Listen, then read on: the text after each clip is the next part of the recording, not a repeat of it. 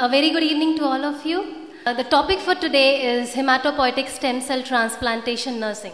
It's indeed a challenge for all of the nursing people over here, because this is a very newer treatment modality which is coming up. Hematopoietic stem cell transplantation is not only helpful in treating cancer but many other diseases. Now, how did it all start? It started in the year 1945 in the Hiroshima and Nagasaki nuclear bomb explosion, where the researchers started aggressively finding out the ways to combat the side effects of radiation.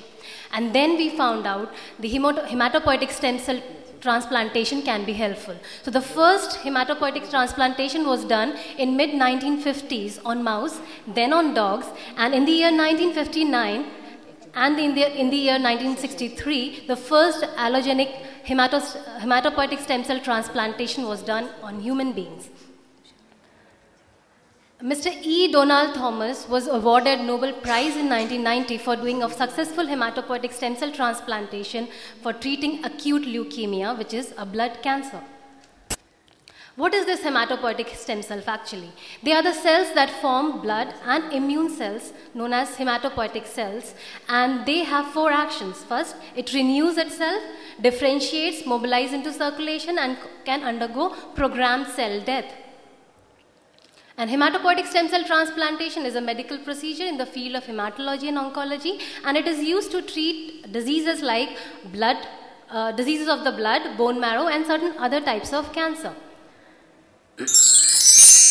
Hematopoietic stem cell transplantation can be basically of two types. One is autologous transplantation, in which you extract the stem cells from the patient, and then after a rigorous conditioning regimen, that is giving high dose of chemotherapy, you transfuse back the stem cells into the same patient. Allogenic stem cell transplantation, where you need a donor from whom you actually extract the stem cell and a recipient to whom you actually transfuse the stem cell. For this, you need an HLA typing. The HLA typing should match for the donor as well as the recipient. Now, where do you get these stem cells from? There are three sources of stem cells. First is bone marrow, peripheral blood stem cells, and umbilical cord stem cells. Now, basically, this hematopoietic stem cell transplantation is a very complex procedure, and it is actually divided into three phases. The first phase is pre-transplant phase, then the transplant phase, and the post-transplant phase. What do you do in a pre-transplant phase? The pre-transplant phase consists of identification of an appropriate donor and an appropriate recipient, entry of the patient into the transplant unit, administration of preparative therapy, and pre-transplant supportive therapy. Patient selection is based on whether the patient has actually a defective hematopoietic or immune system or not, and the other alternative therapies are limited for such patients, and there is no pre-existing conditions in the patient. The patient should not be very old because the old patients cannot, they cannot actually for them, the side effects of hematopoietic stem cell becomes very difficult to treat on such patients. So you have to make sure that the stem cell transplantation is done on patients who are more than 60 years of age. Donor selection is based on tissue compatibility, which is determined with the help of an HLA typing and cytomegalovirus status. A whole lot of blood investigation is done. You do a complete blood count, you do hematocrit levels, you do a viral study for the patient as well as the donor. A surveillance culture is done of the throat and everywhere of any orifice of the body. Dental fitness is checked, cardiopulmonary assessment is done, a renal assessment is done, and an endocrine assessment is done. So there are many investigation which needs to be done for a patient as well as a donor who is going to give stem cells, and the person who is actually going to receive the stem cells. Entry of the patient into a transplant unit. A transplant unit is a very special area where you keep the patient who is about to get hematopoietic stem cell transplantation. Now, what is the speciality of this transplant unit? This transplant unit is basically, it has a laminar air flow. And a very strict aseptic technique has to be followed when you actually take care of such patients. When a patient comes to the transplant unit, the first thing is stem cell harvesting.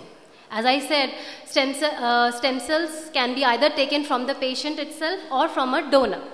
Fine. So, if it is the patient, initially we used to, have a bone marrow aspiration of the marrow. That means you prick a big thick needle into the patient's hip bone and try to extract the marrow, which was a very painful procedure. Now with the advancement in the technology, we have peripheral stem cells. That means you give a drug which is known as granulocyte colony stimulating factor into the patient's body, and this drug, what it does, it helps in mobilizing the stem cells into the bloodstream, and with the help of a apheresis machine, you try to extract the stem cells from the peripheral blood. So which is not a very painful technique. So nowadays we usually go for a peripheral stem cell harvesting. And after taking out the stem cell, you need to cryopreserve the cells. That means you keep the stem cells at minus 196 degrees Celsius to store the cells and maintain its viability. After you have extracted the stem cells, you go for a conditioning regimen. Now, to explain the importance of conditioning regimen, I would, give you a small example. Whenever a farmer goes to farmer wants to grow new crops in his field, what does he do? क्या करता है एक farmer जब पहली बार पौधे उगाने जाता है अपने फील्ड में, तो सबसे पहले क्या करता है? What he does, he tries to plow out all the weeds from the field, and then he sows all the new seeds into the field. Clear? So conditioning regimen basically helps in the same way. The conditioning regimen basically helps in destruction of all the tumor cells and ablation of the host immune to allow the engraftment of the donor cells. So that's the reason we give high dose of chemotherapy to such patients and kill all the tumor cells. And in this process what happens? There is marrow suppression. The bone marrow gets suppressed. Now, the conditioning regimen can be of two types. It can be either myeloablative or it can be non-myeloablative. Myeloablative means you are trying to suppress the immune system completely. You are trying to suppress the bone marrow completely. But in non-myeloablative, what are you doing? You are actually not completely suppressing the bone marrow in a non-myeloablative transplant. Basically, in non-myeloablative, you are giving low dose of chemotherapy, whereas in myeloablative transplantation, you are giving high dose of chemotherapy, which is resulting in complete bone marrow suppression. Now, what is the nurse's role over here? To give chemotherapy is any nurse cannot administer chemotherapy. You have to be specialized in giving chemotherapy. For administration, and because administration of chemotherapy is a different procedure, and management of side effects is another responsibility of an oncology nurse. So a nurse who is administering chemotherapy should know about the side effects of chemotherapy and its management. In pre-transplant supportive therapy, you have, if the patient is supposed to get any kind of blood transfusion, that blood product should be irradiated, and use of leukocyte reduction filters should be is helpful in preventing or minimizing the risk of cytomegalovirus transmission. Then comes the transplant phase, when the stem cells are actually transfused inside the patient, and that phase, that day is counted as day 0. Before transplanting the stem cells, you have to hydrate the patient properly, give medications like antihistamine, antipyretic, and corticosteroids. Nursing implication, if the patient is getting stem cell transplantation, you have to monitor the vital signs early, observe for any kind of side effects like dyspnea, shortness of breath, chest pain, and chills. Now, when the cryopreserved stem cell has to be thawed, because they are in a solid form. So you have to melt the cells and then transfuse it into the patient's body. So that process is known as thawing. Now, coming to the post-transplant phase. This is a very, very important phase where the nurse has to be actually very skillful in taking care of such patients, because post-transplantation, in the post-transplant phase, what happens? The patient is completely completely immunosuppressed. So a nurse has to monitor for any signs of fever, pain, bowel and bladder changes, any skin changes, appetite, nausea, vomiting, bleeding and cough. And this evaluation should be done at least twice a day. Post-transplantation phase, a nurse has to monitor the hemogram, RFT, electrolyte, do a chest X-ray weekly. And this investigation should be done at least in the acute phase, that is within 100 days of the transplantation. The complications of hematopoietic stem cell transplantations are many. One of the very common complications is infection, thrombocytopenia, veno-occlusive disease and graft versus host disease.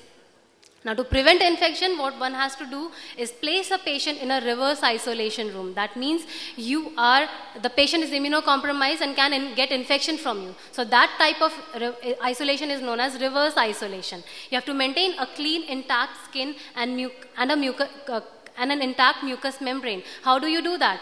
You have to provide patient with all these sterile linen. The linen which is provided to the patient should be sterilized. It should be autoclaved when you give it to the patient. And patient has to, do cis bath and has to bath using an antimicrobial soap.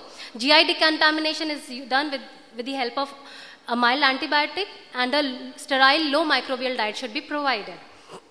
Mucositis is another complication which the patient can have after stem cell transplantation, and management includes hexidine mouthwash thrice daily, capsule fluconazole should be given, which is an antifungal, and inspect the oral cavity for any ulceration, redness, leukoplakia and bleeding or pain. Thrombocytopenia is another one of the very important complications of hematopoietic stem cell transplantation, and you have to observe the patient for any signs of bleeding. Any type of invasive procedure should be avoided, and you have to instruct patient to avoid exercises like bicycle riding, muscle strengthening if the platelet counts are below 20,000. Veno-occlusive disease basically occurs because of the harmful effects of the high-dose chemotherapy you are giving to the patient, due to which the vessels of the liver get occluded, and hence the blood supply to the liver gets obstructed. Signs include weight gain, high right upper quadrant pain, jaundice, hepatomegaly, hepatic encephalopathy, and ascites. A nurse has to look for the signs of VOD, give a balanced fluid and electrolyte status, monitor the vital signs, monitor the liver enzymes, administer blood products, any kind of analgesia if required, and look for any neurological changes. Graft versus host disease occurs because of the rejection of the immunocompetent T lymphocytes from the transplanted marrow. So the body starts, recognizing the cells of the recipient as a foreign thing. So it starts reacting, it starts attacking it. So the two types of GVHD is acute and chronic. And to treat, basically the organs which are affected by GVHD are skin, gut and liver. So you have to look for any changes in these three organs. And to prevent GVHD, you can give immunosuppressants like cyclosporin, corticosteroids and ATG. And whenever you are giving any kind of blood product to the patient, you have to irradiate the blood product before transfusing into the patient. Nursing management includes a balanced fluid and electrolyte status should be maintained. Monitoring the electrolyte is a very important thing. Monitoring the vital signs, abdominal GERD, daily weight, antiemetics and analgesics if required, and providing emotional support to the patient. Patient is basically discharged after 40 to 50 days of the transplantation, and these are few criteria on which you actually discharge the patient, like patient should be in a stable condition, off antibiotic for at least 48 hours, and platelet count should be more than 20,000, and GVHD is under good control. Only then you discharge the patient. The general prognosis basically depends on the disease type, stage, stem cell sources. There is one very astonishing information I would like to share with you. A patient, an American patient who underwent an HSCT was successfully cured of leukemia as well as HIV. And this actually occurred because The researchers emphasize that there is an unusual case in that donor marrow, which the donor marrow possessed, which was an inherited genetic mutation which rendered an inability of HIV to attach itself to the cell. So this person was very lucky to get treated with leukemia as well as HIV because of this particular mutation in the gene. To conclude, I would like to say hematopoietic stem cell transplantation is a complex process and nurses play an important role during the entire transplant process. Patient and family rely heavily on the expert and compassionate care of nurses to help them through this tiring time. Consequently, the transplant nurse needs to be equipped with adequate knowledge regarding the multitude of complications that can occur to facilitate and smoothen the transition from patient to a successful survivor. Thank you.